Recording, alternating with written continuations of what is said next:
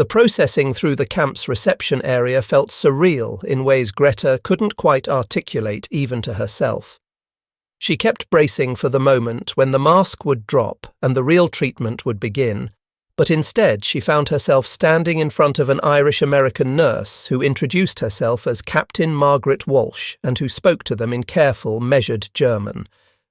Captain Walsh explained the camp rules with a patience that seemed almost tender, telling them about 3 daily meals, access to medical care when they needed it, permission to write letters home.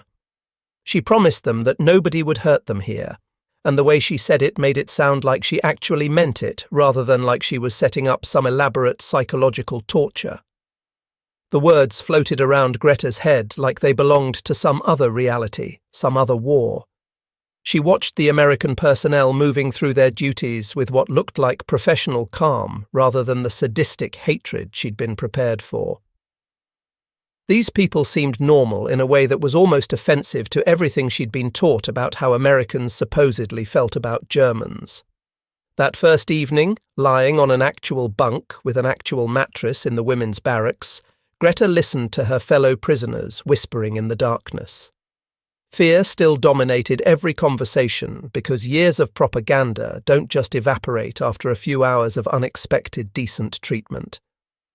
Ingrid kept up a running commentary from the next bunk over about how her brother had warned her before he shipped out to the Russian front, told her that Americans were clever with their cruelty, that they'd give you hope just so they could enjoy destroying it more thoroughly. But what kept Greta awake that night wasn't the whispered warnings about American treachery. It was the letter that had been waiting for her during processing, the one from home with her mother's familiar handwriting that told stories Greta really didn't want to hear right now. Another bombing raid on Hamburg, neighbours dead, homes turned to rubble, ration cards that barely provided enough food to keep a person from starving. The letter painted a picture of suffering that stood in horrible contrast to the clean bed Greta was lying in, the adequate food she'd already been given, the basic human dignity she'd experienced in just 1 day as an American prisoner. The realization settled over her like a physical weight pressing down on her chest. She might actually be safer here, locked up as an enemy prisoner in America, than her own mother and sister were as free citizens back in Germany. The irony of it made her want to laugh and cry at the same time. While she was sleeping on a real mattress and drinking clean water that soldiers had offered her freely, her family was huddling in bomb shelters and wondering if they'd survive to see morning. This knowledge became something she carried alone in the dark hours, a secret burden that made her feel guilty for every moment of relief she felt at her own relative safety. Outside the barracks, she could hear the sounds of American life continuing in its normal patterns. Cars on roads, a radio playing music somewhere, the easy laughter of soldiers off duty sharing stories. It was the sound of a world that still had room for tomorrow, where hope wasn't something that had to be rationed along with bread and meat. For the first time since her capture, Greta allowed herself to wonder whether everything she'd been told about America, about Americans, about the entire war itself might have been fundamentally untrue. The thought was terrifying in ways that physical danger couldn't match because it meant questioning the foundation of everything she'd believed for years. 3 days after arriving at the camp, Greta found herself assigned to work in the hospital alongside Captain Walsh. The assignment felt like walking through a door into a completely different world, one where her medical training from the German Red Cross suddenly mattered more than her status as an enemy prisoner. Captain Walsh had reviewed her file with the kind of thoroughness that suggested she was looking at skills and qualifications, rather than just seeing another German to be warehoused. And within hours, Greta discovered herself doing what she'd always been best at, which was taking care of people who needed healing.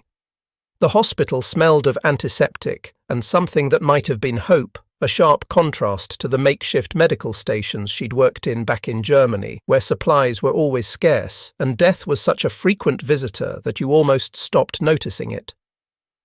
Here, the medicine cabinets were stocked with actual medications, bandages were clean and plentiful, and patients received care based on whether they needed it rather than on their political connections or party membership status.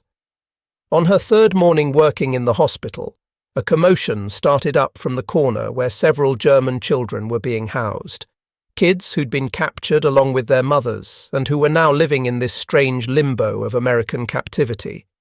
A toddler who couldn't have been more than 2 years old had developed a fever overnight, and now he was wailing with that particular quality of misery that only very sick children can produce. His mother was trying desperately to comfort him, but nothing was working. Captain Walsh stood at the child's bedside, and Greta could see in her quick assessment that the American nurse knew exactly what she was doing medically, but every time she tried to get close enough to examine the boy properly, he screamed louder. The child had probably never seen an American up close before, and in his fevered state, Walsh's foreign appearance was just making everything worse. Captain Walsh said quietly to Greta, frustration and genuine concern mixing in her voice, that he wouldn't let her near him. His temperature was dangerously high, but every time she tried to approach, this happened. Greta moved to the bedside without really thinking about it and started singing softly in German, a lullaby her own mother had sung to her younger brother when he was small. The melody was simple and old, carrying the weight of countless mothers across countless generations trying to soothe frightened children. The effect was immediate and almost magical. The toddler's screams dropped to whimpers, his fevered eyes focusing on Greta's face with that desperate trust that only children can offer. As she kept singing, she gently placed a cool cloth on his forehead and coaxed him to drink some water, and eventually she was able to get him calm enough that Captain Walsh could conduct a proper examination. Captain Walsh watched this entire transformation in silence, and Greta could feel something shifting in how the American woman was perceiving her. For the first time since arriving at the camp, Greta was being seen not as the enemy or even as a German prisoner, but simply as a woman who understood how to comfort a scared child. Later, as they cleaned medical instruments together, Captain Walsh commented in that carefully neutral tone she used when she was curious about something that Greta's technique with children was impressive, that she clearly had experience. Greta replied in her halting English, surprised by her own willingness to share anything personal, that she'd helped raise her younger sister back home. She'd worked in the hospital in Hamburg too, where they'd seen many children. War made everyone afraid, she said, and somehow the simple truth of that statement hung between them in the quiet hospital room. The conversation was tentative but real, two medical professionals finding common ground in their shared calling to heal, to make people hurt less, to preserve life in the middle of a war that was dedicated to destroying it.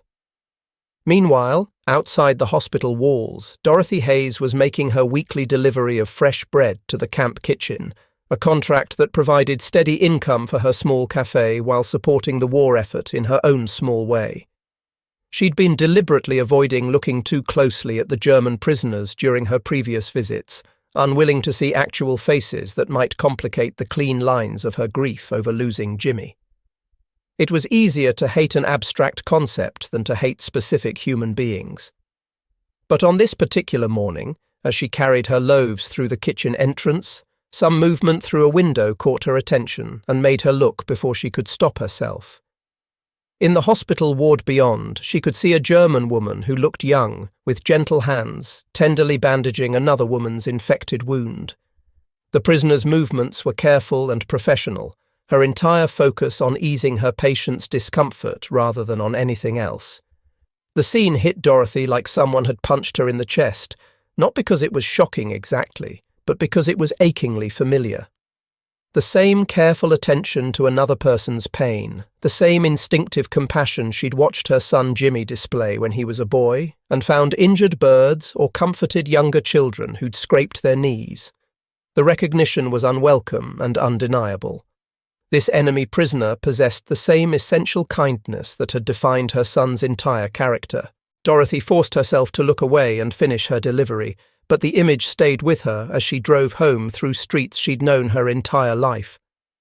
How could the enemy show such tenderness?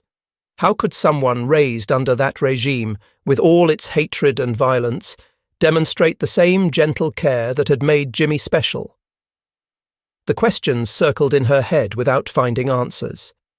That evening, Greta discovered something that would become a treasured secret.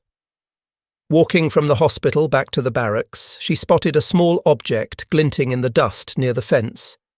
An American penny, bright copper catching the last rays of daylight. She picked it up with wonder, turning it over in her palm and studying it like it was some kind of artifact from another world. In Germany, coins had been made of iron for years now because all the copper went to the war machine, to bullets and shell casings and all the other tools of destruction. But this tiny piece of American currency was crafted from real copper, solid and substantial in a way that spoke of abundance she'd never imagined possible. It was such a small thing, just 1 cent, but it represented something profound. A nation that could still afford to make its smallest coins from precious metal. A people who lived with plenty even while fighting a war that spanned the entire globe. Greta slipped the penny into her pocket where it would stay as a tangible reminder that everything she'd been taught about American suffering and desperation was simply fundamentally untrue. The propaganda had painted pictures of a nation brought to its knees, barely surviving, desperate and savage. But this penny told a different story. As she lay in her bunk that night with the penny warm against her palm, Greta found herself beginning to understand that her captivity might be teaching her more than just how to survive. It might be teaching her how to see the world clearly for the first time in her life. The Red Cross notification arrived on a crisp October morning, announcing an official inspection of the prisoner of war camp that would include civilian observers from the local community.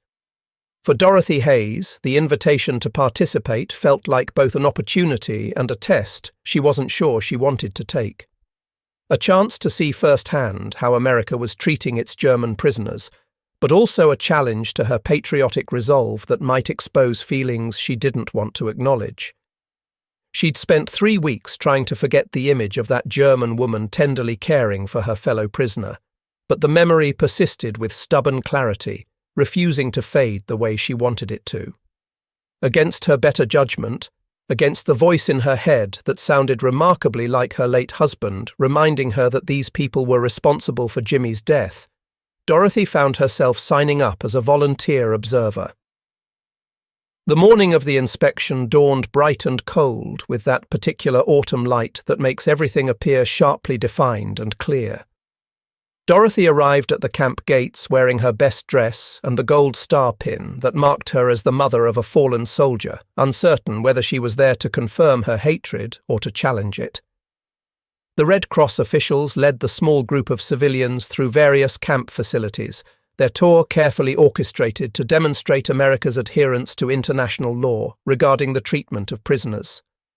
Dorothy dutifully observed the clean barracks, the adequate food preparation areas, the recreational facilities where German women could read books and write letters home. But it was in a makeshift classroom where everything shifted for Dorothy in ways she hadn't anticipated and couldn't have prepared for. A young American teacher named Miss Patterson stood at a blackboard covered with simple English words and their German translations. Around her, a dozen German women sat with notebooks and pencils, their faces bright with concentration as they practiced pronunciation.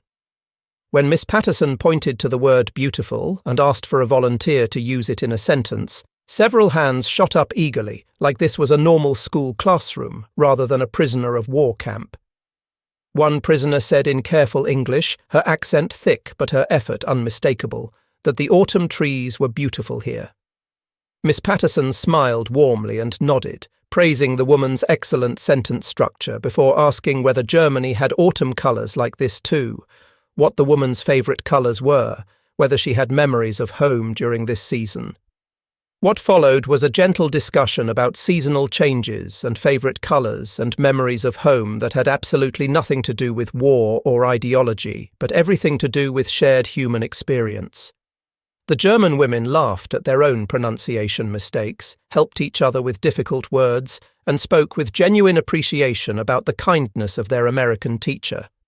They seemed grateful for the opportunity to learn, treating their instructor with respect and warmth that appeared completely authentic. Dorothy watched this exchange with growing unease because these weren't the hardened ideologues she'd expected to see. These weren't fanatical believers in the Reich who deserved nothing but contempt. They were women who seemed genuinely grateful for kindness, who treated their American instructor with respect, who appeared to be normal and human and complicated in ways that threatened the careful structure Dorothy had built around her grief. That grief had been organized around clear lines between good and evil, victim and perpetrator, us and them. This classroom scene was blurring those lines in ways that made Dorothy deeply uncomfortable. 2 days after the Red Cross visit, devastating news arrived that would test every fragile connection that had begun to form at the camp. The letter came through official channels, its contents spreading through the German prisoners with the speed of wildfire. The July 20th plot to assassinate the Führer had failed, and the subsequent investigations were casting a wide net of suspicion across Germany, pulling in anyone who might have had even the most distant connection to the conspirators.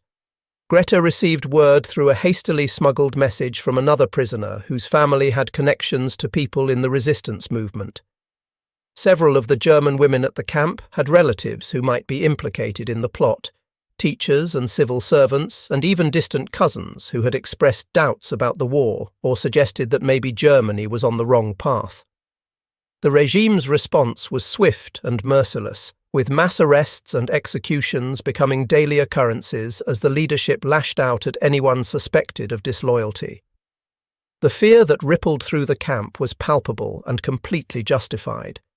These women, already separated from their families by thousands of miles and the machinery of war, now faced the possibility that their loved ones were being tortured or killed for the crime of hoping that the madman in charge might be stopped. The irony was absolutely crushing. They had found safety and decent treatment in American captivity, while their families back home faced brutality from their own government for the simple act of wanting peace. Greta spent that night lying awake, staring at the ceiling of the barracks, while around her other women wept quietly into their pillows, trying to muffle the sounds of their grief. She clutched the American penny in her pocket, its solid weight now feeling less like a symbol of abundance and more like a cruel reminder of the distance between her current safety and her family's danger. She was warm and fed and safe, while her mother and sister might be facing unspeakable horrors. Captain Walsh found her crying in the hospital supply closet the next morning, her shoulders shaking with grief she'd tried to keep private because showing weakness felt dangerous even here. For a moment they simply stood there, American officer and German prisoner, separated by language and nationality and the entire apparatus of war, but united in their understanding of what it meant to fear for loved ones in wartime. Greta whispered in broken English, her voice thick with tears, about her mother and her sister, that they were there, that they might be, unable to finish the sentence because the possibilities were too terrible to voice aloud. Captain Walsh looked around quickly to make sure they were alone, then stepped closer and placed a gentle hand on Greta's shoulder.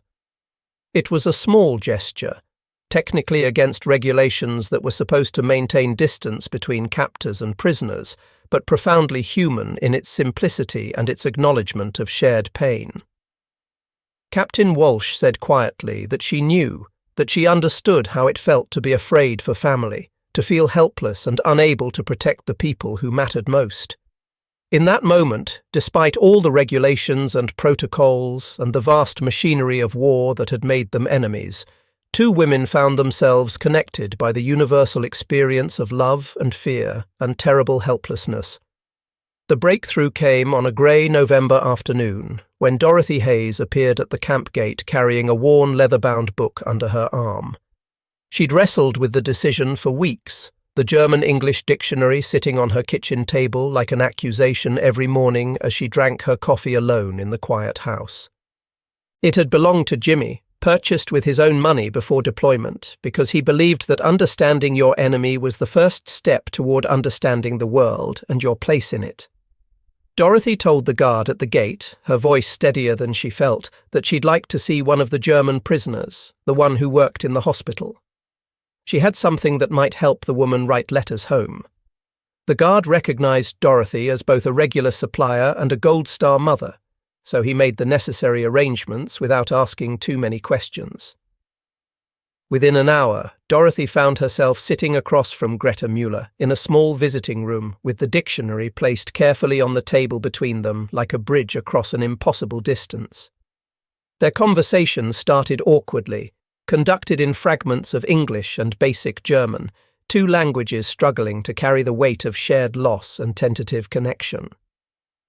Dorothy learned that Greta had a brother named Karl who died in Russia, not in battle, but from sickness in the trenches, barely 18 years old and conscripted into a war he didn't understand to fight for causes he'd never chosen.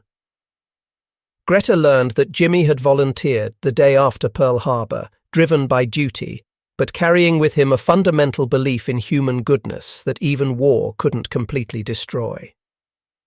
As they talked, Dorothy found herself studying Greta's face in a way she hadn't allowed herself to before, the way her eyes crinkled slightly when she smiled, the careful manner in which she handled the dictionary as if it were made of glass rather than leather and paper, the unconscious way she touched a small scar on her left hand that spoke of countless hours spent caring for others, bandaging wounds and comforting the sick. This wasn't the face of fanatical hatred Dorothy had expected to see when she thought about the enemy. It was the face of someone who had lost as much as Dorothy herself, someone who understood that war took the best people first and left the rest to figure out how to live with the absence. Greta asked, pointing to a stack of letters Dorothy had brought, whether Jimmy had written to her regularly. Dorothy replied, her voice thick with memory, that he'd written every week without fail. Even at the end, even when things were difficult and he must have been exhausted and terrified, he'd always found something good to tell her about, some small moment of humanity or beauty in the midst of horror. She pulled out one of the last letters Jimmy had sent, dated just days before the Normandy landing. With halting words and frequent references to the dictionary they were sharing, she began to translate select portions for Greta. Jimmy had written about sharing his rations with a wounded German prisoner they'd captured, about teaching the man basic English phrases so he could ask for water or medical help without having to mime everything, about the strange experience of looking into enemy eyes and seeing fear and pain that were identical to his own. Greta said slowly, searching for the right English words with the help of the dictionary, that Dorothy's son had seen something important. He had seen the person, not just the uniform, not just the enemy, the actual human being underneath all the layers of nationality and ideology. Dorothy nodded, tears running freely down her cheeks now, not bothering to wipe them away. Yes, she said, that was Jimmy exactly. He saw people everywhere he looked, even when it would have been easier not to. The conversation continued for 2 hours, moving from grief to memories to tentative sharing of hopes for whatever future might exist after this war finally ended. Dorothy learned that Greta had dreamed of becoming a teacher before the war disrupted everything, that she loved music and gardening, that she worried constantly about her mother and younger sister back in Hamburg and felt guilty for being safe while they were in danger. Greta learned that Dorothy had built her small cafe from nothing after her husband died young, that she'd poured all her energy into making Jimmy's life good and full, that he'd been her greatest joy and her deepest fear from the moment he was born.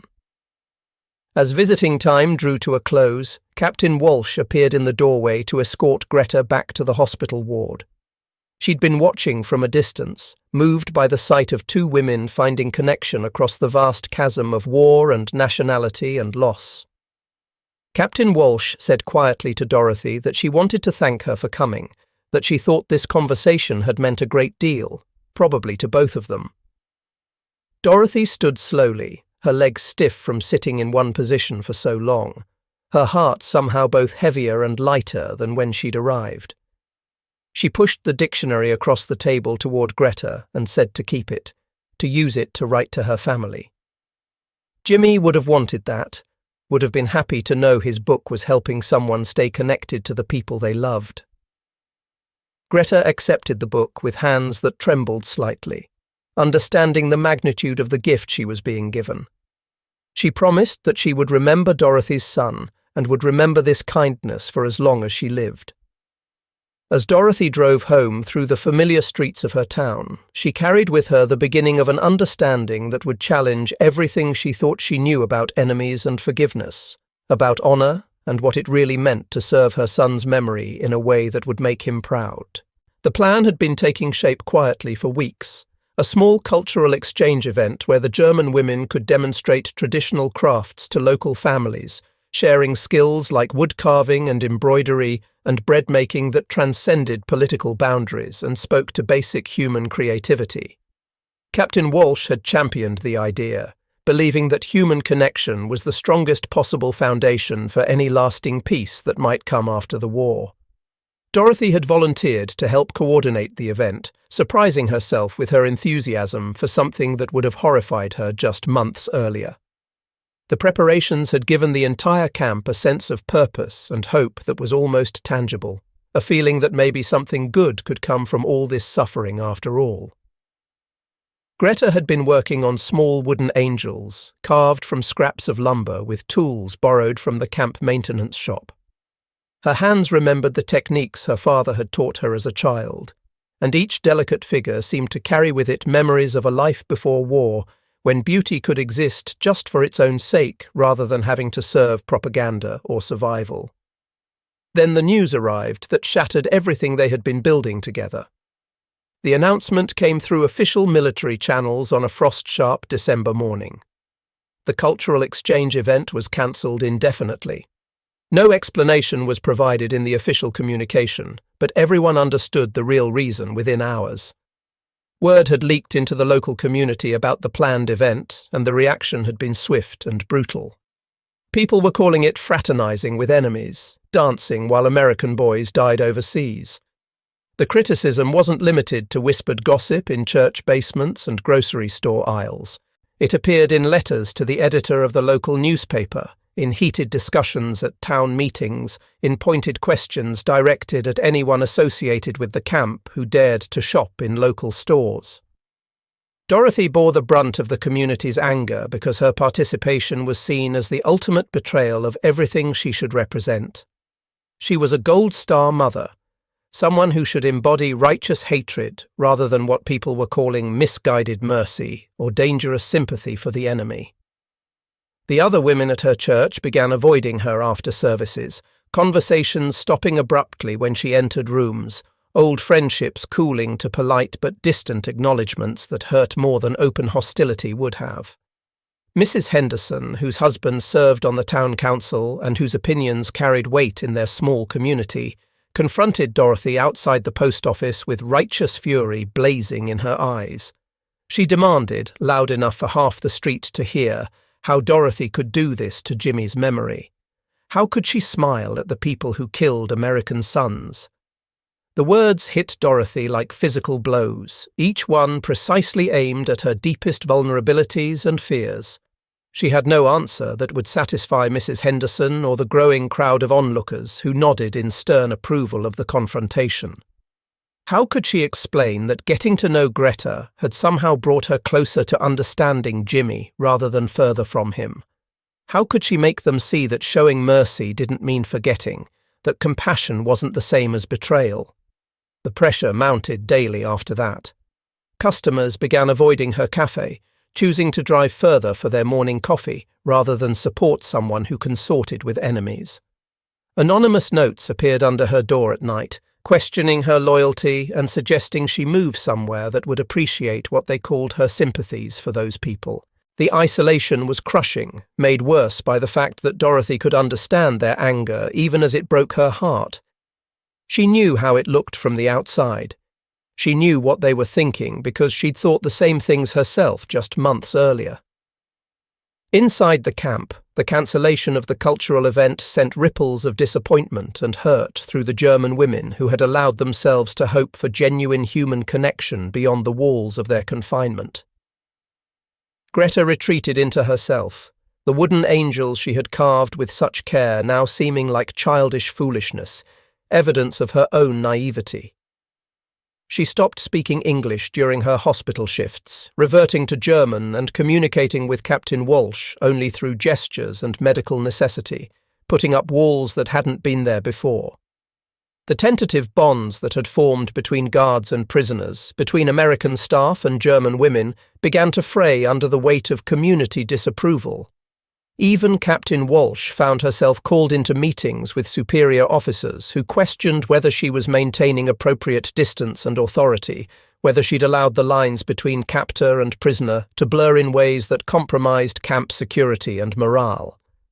Ingrid Weber, who had maintained her suspicion and hostility throughout their captivity, seized on the cancellation as proof that she'd been right all along. She told anyone who would listen that this was American mercy, a lie designed to break their spirits by giving them hope and then snatching it away. Her words found fertile ground among women who had allowed themselves to hope and now felt the sharp sting of disappointment. Some prisoners who had embraced the English lessons enthusiastically and looked forward to the cultural exchange now questioned whether they had been naive to trust American promises of fair treatment. Maybe kindness was just another weapon, they whispered in the barracks at night. More subtle than physical cruelty, but ultimately more devastating because it required victims to participate in their own manipulation by opening their hearts to care. Greta lay in her narrow bunk that night, staring at the ceiling and wondering if Ingrid had been right from the beginning. Maybe kindness was just another form of warfare, another way to break the enemy's spirit. The wooden angels sat in a small box beneath her bed, symbols of hope that now felt like evidence of her own foolishness, her willingness to believe that connection across enemy lines was actually possible. Outside, winter was settling over Massachusetts with particular severity, the cold seeping through the barracks walls and chilling more than just the air. It seemed to freeze the very possibility of human connection, leaving everyone, prisoners and captors alike, to wonder if the brief warmth they had shared had been real or merely a dangerous illusion that had made them all forget the fundamental truth that war required enemies to remain enemies, that showing humanity to the other side was a luxury that couldn't be afforded when so many were dying, that maybe some distances were meant to remain unbridged no matter how much it hurt to accept that fact.